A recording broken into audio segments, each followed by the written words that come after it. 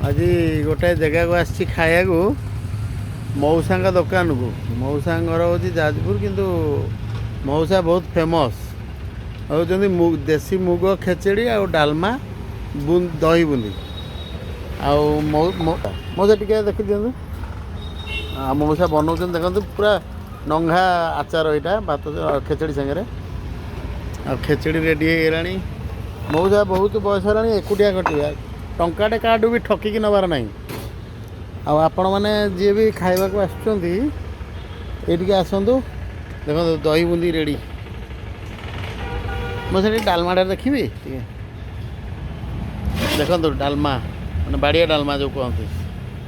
आसेपटे मुग खेचड़ीटा अच्छी सेपटे मुग खेचड़ीटा अच्छी देखी देखो मुग खेचड़ी जी खावा को चाहते लोकेशन हूँ शहीद नगर भवानी मॉल पाखे मऊसा मुग खेचड़ी कहले समझते जानते ना कौन मऊसा मो केते वर्ष हम 80 मसीह ये 16 वर्ष है ये